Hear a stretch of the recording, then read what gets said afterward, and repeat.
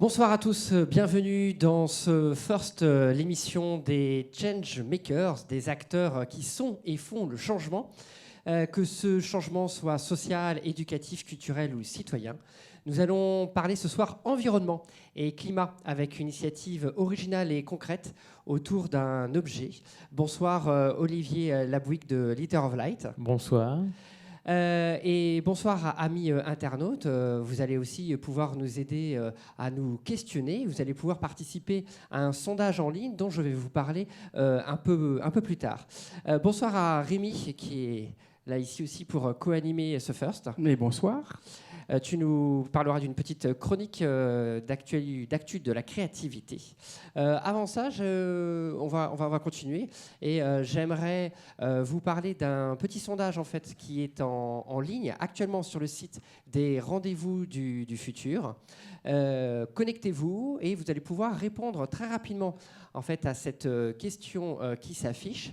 En matière, en ce moment, en fait, de COP21, de réchauffement climatique, des négociations au plus haut sommet des États vont avoir lieu. Et vous, qu'en pensez-vous ? Que souhaitez-vous faire ? Alors, rendez-vous sur le site des Rendez-vous du Futur pour répondre à cette question. Alors, pour ralentir le réchauffement climatique, quelle serait la première nouvelle action que je mettrais en application ? Fermer l'eau du robinet en me lavant les dents, changer de fournisseur d'énergie, devenir militant dans une association, abandonner ma voiture pour les transports propres, ou ne plus prendre l'avion, devenir végétarien, je ne sais quoi, ou alors ne pas changer mes habitudes parce que ça me convient ainsi. Regardez, votez, et on revient plus tard sur ces résultats. Vous pouvez suivre et on peut interagir ensemble avec le hashtag LeFirst pendant toute cette première partie d'émission. Rémi, je me tourne vers toi pour nous présenter notre invité, Olivier. De qui s'agit-il et pourquoi on a souhaité l'inviter ce soir ? Oui, alors bonsoir Olivier Lasbouygues. Bonsoir. Donc, vous avez une formation d'ingénieur environnemental et vous êtes diplômé d'AgroParisTech et alors vous avez travaillé pendant 2 ans comme consultant environnemental à Milan. Et puis ensuite, une rencontre a un petit peu changé votre vie. Cette rencontre, c'est Camillo Herrera, donc le directeur colombien de Litter of Light, dont on va évidemment parler aujourd'hui.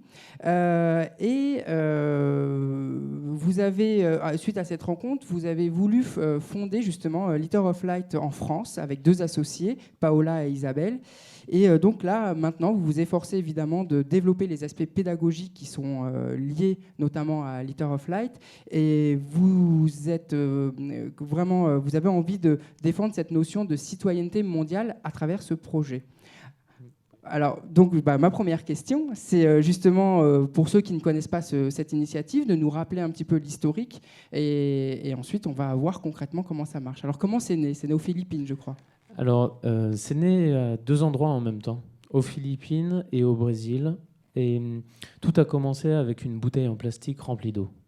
Aux Philippines, c'était cette bouteille qu'on mettait dans les murs qui faisait un puits de lumière.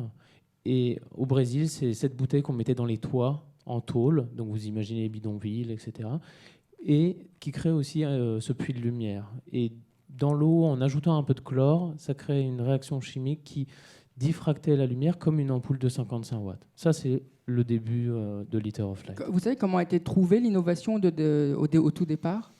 Alors, ce qui s'est passé, c'est Alfredo Moser au Brésil.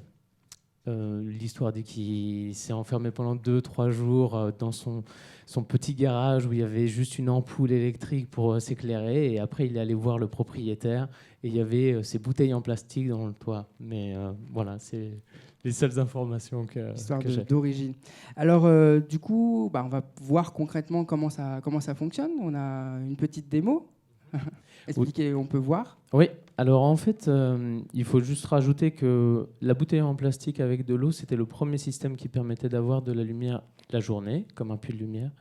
Et ensuite, il y a eu un développement de systèmes électroniques très simples afin d'amener la lumière la nuit. Et le système qui est présent, que j'ai ramené ici, c'est une illumination publique, donc des lampadaires. Et La démonstration la plus simple, c'est simplement, on va voir que ça va s'allumer légèrement, c'est que quand il n'y a plus de soleil, le système s'allume automatiquement. Voilà.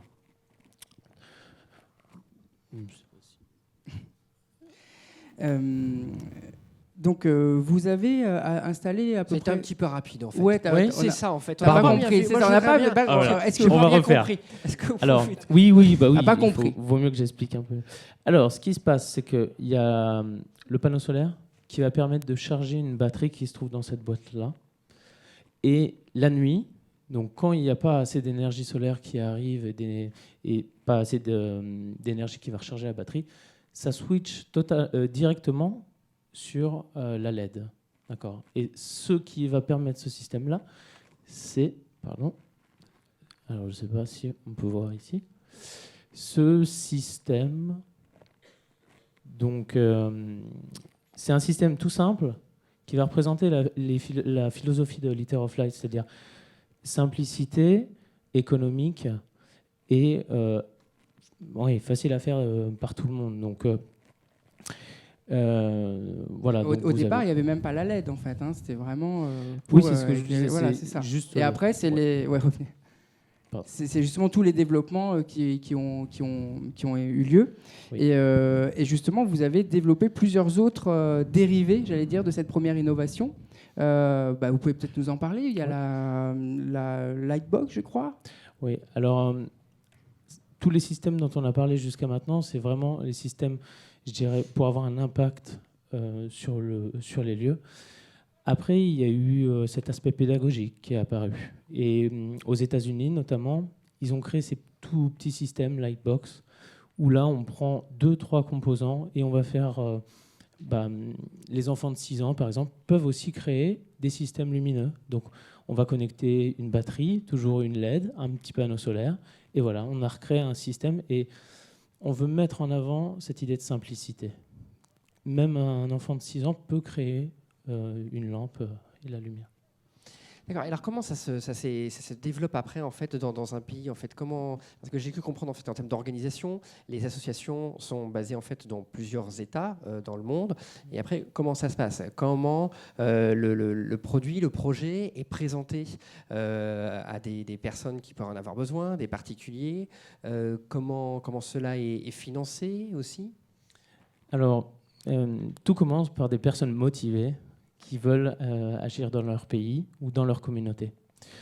Nous, on prend contact avec ces personnes-là et on va les aider à développer un système économique durable sur place autour de cette innovation. Donc, on donne un investissement, du matériel, on va donner les connaissances et on va les aider à créer toute une logistique de vente, de récupération de marchandises pour qu'ils créent une micro-entreprise, que ce soit au niveau vraiment d'une communauté ou plus global au niveau national. Mais l'idée, c'est de développer un niveau économique et une économie locale. Et là, vous êtes présent sur quel territoire à peu près? Ça représente combien de pays, combien de light? Alors, environ 30 pays dans le monde. Il faut savoir que toute l'Amérique latine est couverte, l'Amérique centrale quasiment toute aussi, l'Asie. Et on démarre tout juste en Afrique et en Europe. C'est-à-dire qu'en Europe, on n'est que 3-4 pays, avec la Hollande, France, Italie et la Suisse. Vous savez à peu près combien vous avez installé de dispositifs comme ça? Alors, tout compris, avec les bouteilles d'eau, les premiers systèmes, on est à 450 000 systèmes. Les streetlights, on est bien inférieur parce que ça coûte beaucoup plus qu'une bouteille en plastique avec de l'eau. Donc, quelques milliers quand même. Mais ça, c'est les chiffres aujourd'hui ou même il y a 6 mois, je crois. Et avec des objectifs ambitieux, je crois. 1 million? Oui, 1 million à la fin 2016. Donc ça va être compliqué, mais l'idée est là. C'est-à-dire il y a des objectifs qui sont en adéquation avec les besoins et on va tout faire pour les atteindre. Moi, j'ai vu, alors tout est en open source. On peut aller sur le site, on peut télécharger justement le petit kit pour monter sa box. Il y a des tutos vidéo pour monter aussi son Liter of Light. Donc, vous êtes complètement en open source. Et quel est le modèle économique derrière? Modèle économique pour qui? Pour l'association, pour vous, pour les structures, quel est tout l'écosystème économique qui est derrière cette initiative? Alors, dans les pays, en local, ce sont vraiment les micro-entreprises. C'est-à-dire que si on repart en Asie, par exemple, aux Philippines, c'est une entreprise. Si on passe en Europe, ça n'a pas de sens de faire une entreprise qui fait ces actions-là. Nous, si on crée une entreprise en France, ça va être sur d'autres aspects en France, comme la pédagogie. Et on garde ces aspects associatifs pour justement de la coopération internationale. Et les systèmes économiques, bien sûr, dépendent. Si c'est une entreprise, ça va être vente de prestations et humanitaire, subventions, sponsoring, etc. Très bien.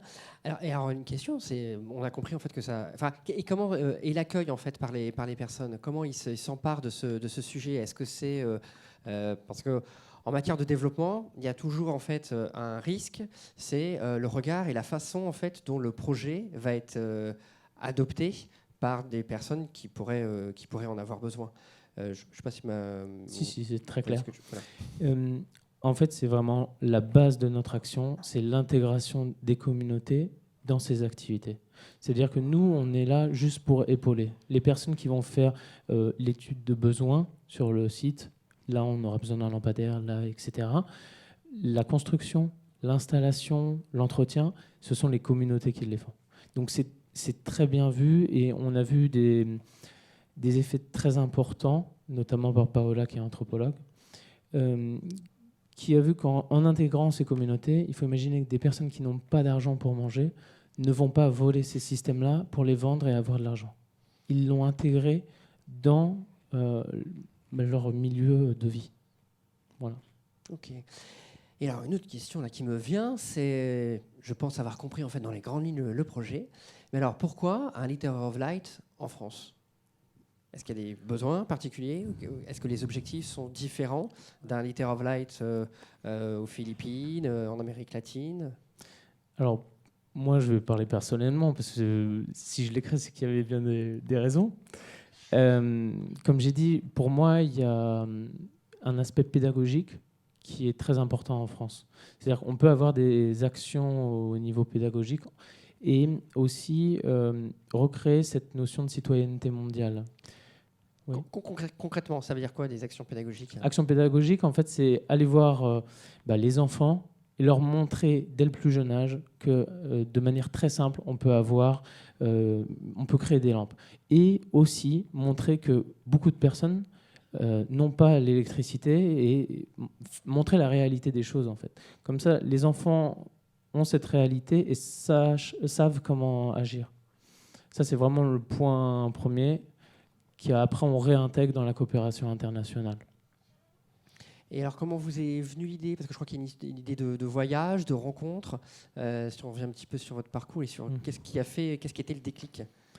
Alors, il faut savoir qu'en Italie, je faisais de la sous-traitance stratégique. C'est-à-dire qu'en gros, je prenais le travail de Suisse et je faisais faire le travail en Italie parce que ça coûte moins cher. Après 2 ans, en voyant que ça fonctionnait très bien parce qu'on passait de 0 à 140 000 euros de chiffre d'affaires, j'ai décidé de tout lâcher parce que ce n'était pas en accord avec mes valeurs. Et donc, j'ai voyagé, je me suis remis un peu les idées au clair. Et au final, j'ai rencontré Camilo qui m'a proposé cette initiative. Qui a changé votre vie quelque part. Parce que là, vous êtes le représentant en France de Leader of Light, en fait. Exact. Et alors, justement, quelles sont les prochaines étapes, les développements pour le projet?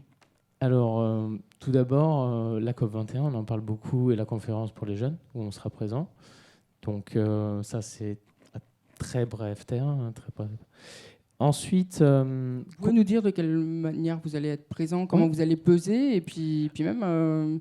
Est-ce que la COP21 pour vous, il y a un enjeu, il y a un enjeu évidemment, mais est-ce que vous pensez, là un peu plus personnellement, que ça va changer, bouger les lignes ou pas? Alors, nous, on veut faire bouger les lignes et on veut montrer que toute la communauté se mobilise. Donc, on a pu le voir avec la marche sur le climat, malheureusement, qui a été annulée, mais tout le monde veut faire bouger les choses. Et nous, notre manière de faire bouger les choses, c'est intégrer les plus jeunes générations en faisant des ateliers.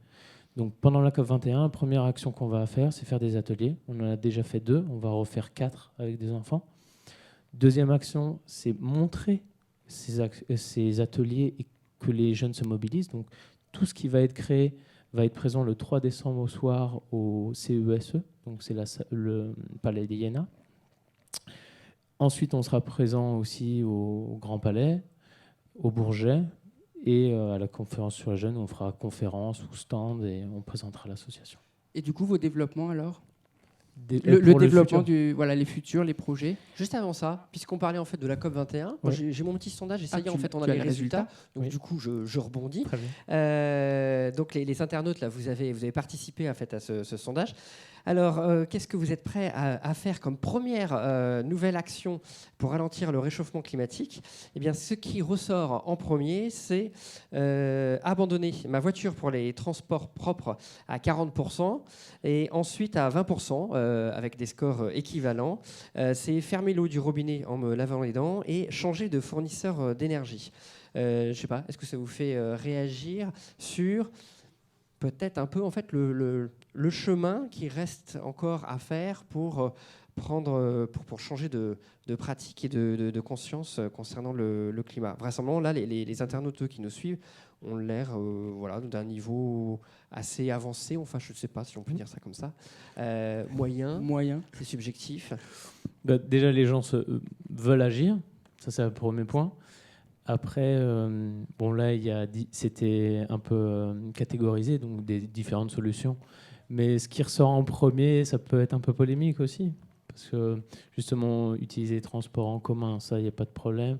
Utiliser l'électricité, voitures électriques, ça ramène sur l'origine de l'électricité en France, etc. Donc, mais c'est très intéressant. Oui, on se rend compte qu'avec ce sujet de la COP21, en fait, quand on commence à tirer un petit peu le fil, beaucoup de questions se posent après. Rémi, qu'est-ce que tu vas faire ? Qu'est-ce que je vais faire en maintenant sortant de cette émission? Donc, je pense que tu as déjà la lumière chez toi. Tu ne veux pas prendre en fait une Liter of Light. Qu'est-ce que tu vas faire? Pour changer le climat? Bah ouais. Ah bah écoute, je fais déjà plein de choses. Hein. Non, se mobiliser, ça c'est sûr, avec la COP21. Donc, voilà, qu'est-ce que tu veux que je te dise? Non, c'était pas du tout prévu. Donc, Bah je voulais oui. voir un petit peu comment tu réagissais. Ah bah voilà, tu vois. Ce qui me permet Mobilisation après sur les réseaux, mobilisation générale et dans son quotidien, évidemment. Après, chacun est libre d'agir. Voilà, moi par exemple, j'ai arrêté de manger de la viande. D'accord. Ok. Moi pas. Toi. Alors, on peut revenir maintenant un petit peu plus au sujet, en fait, sur Liter of Light, et peut-être sur cette question que tu étais en train de poser, Oui, Olivier, sur quels sont les projets, les développements. D'accord. Donc, déjà, il y a un projet de structuration européenne. C'est-à-dire que l'Italie est très intéressée aussi par les aspects pédagogiques. Donc, on veut mettre une structuration sur ces projets au niveau européen et vraiment le booster. Ensuite, continuer les coopérations internationales. Donc, je suis en train de parler de la France et de l'Europe pour le moment. Mais, donc on a des projets au Bénin, au Sénégal, au Kenya aussi. Donc je dirais démarrer parce que l'association en France est très jeune, hein, mai 2015, donc on peut imaginer un petit peu les choses. Par rapport au niveau international, il y a vraiment une volonté d'agir et d'installer toujours plus de systèmes et d'ajouter de nouvelles innovations.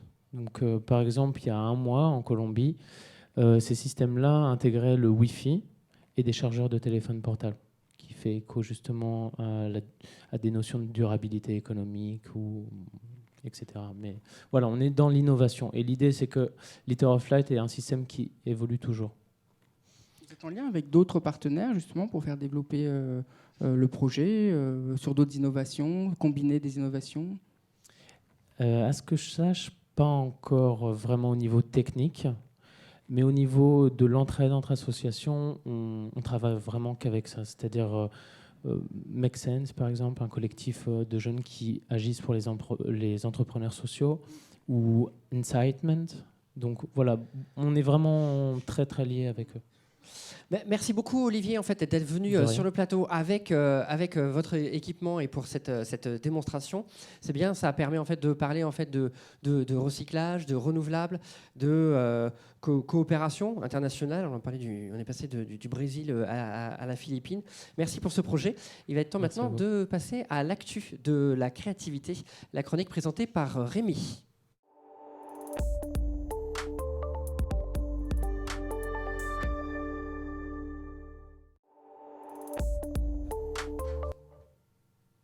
Rémi, alors l'actu de la créativité, s'est-il passé quelque chose de nouveau En fait, justement, tu me demandais ce qu'on pouvait faire pour le climat et on avait tous envie d'aller marcher le 29 et les 29 novembre et 12 décembre pour la marche sur le climat. Et pour des raisons de sécurité qu'on comprend évidemment, ça ne va pas être possible. Alors, la mobilisation s'organise sur les réseaux justement pour montrer à quel point cette marche était importante et comment... par beaucoup de créativité, justement, comment être présent pour peser sur les décisions qui vont être négociées avec les chefs d'État à la COP 21. Alors, qu'est-ce qu'on peut faire ? Alors, il y a plusieurs choses qu'on a vues. Je trouve la plus originale qui va être mise en place dès demain sur un site internet qui s'appelle March for Me. En fait, qui a été lancé par la coalition Climat 21, France Nature Environnement, la Fondation Nicolas Hulot, Greenpeace et WWF. Alors, le principe est très simple, en fait, et très ingénieux en même temps. C'est comme on ne peut pas marcher, et qu'il y a d'autres marches à travers le monde, à Rio, à New York, on va se faire représenter virtuellement par quelqu'un d'autre. Alors, sur la plateforme qui va être lancée demain, mercredi, on va pouvoir poster sa photo, se mettre en lien avec un marcheur qui va marcher à Sao Paulo, je ne sais où, et puis lui envoyer notre photo, nos informations, échanger, et du coup il va pouvoir se porter garant pour nous de la marche. Donc il va échanger, il va porter notre photo, enfin tout ça c'est à déterminer. Le site est ouvert demain, donc on n'a pas pu encore l'expérimenter, mais c'est génial parce que ça va vraiment être une manifestation augmentée. Donc on voit à quel point les réseaux sociaux sont importants. Et sur Twitter, on va pouvoir suivre cette marche augmentée avec les hashtags March for Me ou A March for You. Donc ça, c'est vraiment une belle initiative qui pourrait d'ailleurs, je pense, se prolonger même après. Là, on ne peut pas marcher dans les rues de Paris pour la grande marche, mais par la suite, je ne sais pas, imaginons on se casse la jambe ou quoi, et on pourra proposer lors d'une grande marche internationale que quelqu'un le fasse pour nous. Donc je trouvais que c'était une démarche très, très originale. Une autre initiative à l'appel de Havas, la fameuse plateforme internationale de mobilisation citoyenne. Cette initiative s'appelle « Nos chaussures marcheront pour nous ». Donc pareil, l'idée c'était de recouvrir la place de la République et toutes les rues avoisinantes de chaussures qui vont symboliser les pas de chacun des marcheurs. Et donc tous ceux qui voulaient manifester peuvent envoyer une paire de chaussures à l'association Havas directement par la poste, ou bien en ce moment à la place de la République jusqu'à samedi. Il y a des bénévoles de 8h du matin à 8h du soir qui vont récolter vos chaussures et qui vont aller le jour J les mettre sur la place de la République. Et évidemment, l'idée c'est que tout le monde puisse tweeter, puisse parler. Donc il y a d'autres initiatives comme ça qui vont s'organiser. Par exemple, l'idée c'est aussi que chacun se réunisse en petits groupes chez soi, discute des enjeux sur le climat, évidemment tweet et échange avec les tweets qui vont bien pour faire peser sur les discussions. Et je tiens aussi à préciser que tout le long du parcours qui aurait dû avoir lieu, il y aura aussi il n'y aura pas des œuvres d'art Voilà, exactement. Il y aura un parcours sonore ou des artistes qui devaient intervenir. On va pouvoir les voir sans faire la marche, évidemment, mais qui vont jalonner le parcours. Et puis une dernière petite chose, si on veut voir un petit peu l'ensemble de tous les tweets qui auront été lancés pendant cette marche virtuelle, eh bien on pourra les retrouver notamment sur caritasclimat.fr qui va regrouper tous les hashtags les plus importants, et on va voir comme ça une image de la manifestation en ligne, augmentée. Donc voilà, même si physiquement on ne peut pas manifester, on voit que la mobilisation s'organise et que finalement, en tout cas, espérons que ça a aussi de l'impact, de l'influence, mais on voit à quel point aussi il y a une forme de créativité dans ces formes de manifestations en ligne. Très bien, merci beaucoup Rémi pour cette actu de la créativité. On a des choses à faire ce week-end. Merci à toi. Et maintenant, on va afficher en fait un dessin en fait, qui va permettre de synthétiser un petit peu cette émission sur le thème de l'environnement et Liter of Light. On me fait signe que non, c'est-à-dire qu'on la verra un petit peu plus loin. On travaille en ligne justement sur le hashtag. Ce sera sans doute en tweet avec une facilitatrice graphique. Alors on va passer tout de suite, pour finir cette première partie de Soirée des Rendez-vous du Futur, à la chronique et des coups de cœur.